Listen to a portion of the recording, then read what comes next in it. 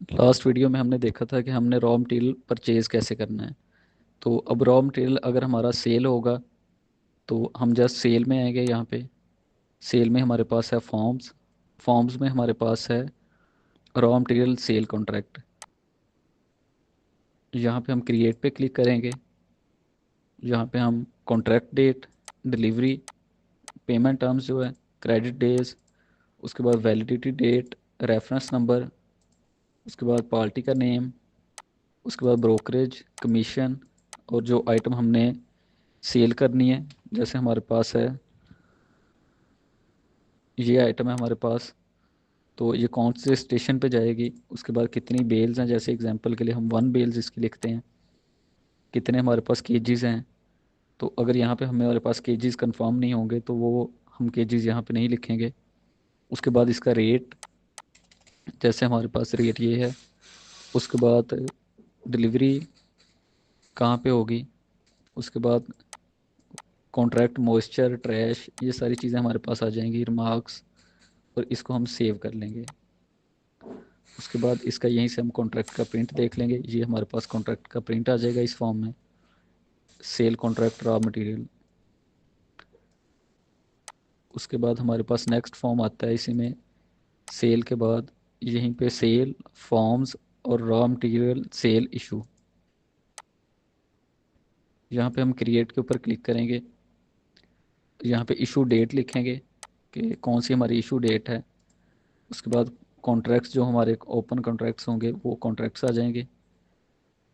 ये लिखने के बाद हमने बेल्स लिखा, उसके बाद केजीज लिखा।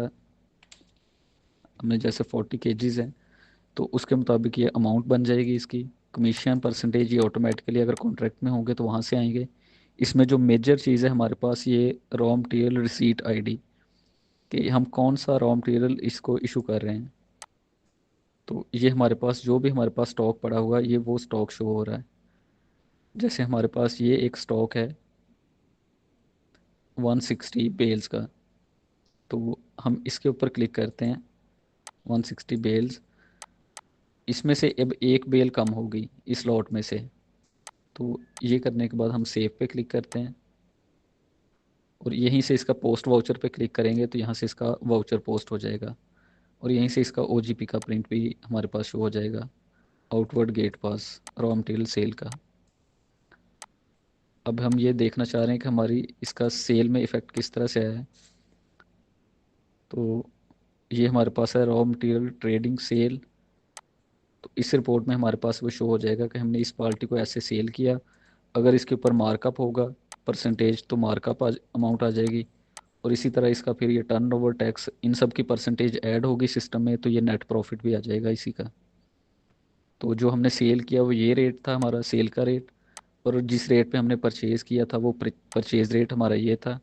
तो इन दोनों की बेसिस के ऊपर हमें ग्रॉस प्रॉफिट अमाउंट ये है।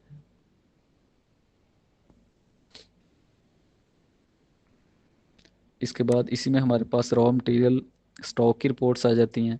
उसी तरह रिकैंसलेशंस की रिपोर्ट हैं, विदाउट एक्सपेंस या विद एक्सपेंसेस, कि ये हमारे पास बेल्स थी कंप्लीट, उनमें से कितनी बेल्स हमारे पास सेल हो चुकी हैं, और क्लोजिंग बैलेंस में हमारे पास क्या बेल्स पड़ी हैं। तो यहीं से इसका लेजर भी ओपन हो जाएगा कि अगर हम लेजर देखना चाहें कि रिसीट की कौन सी एंट्री है, सेल की कौन सी एंट्री है, तो वो डिटेल इसमें आ जाएगी। तो ये इसकी रिपोर्ट्स हैं।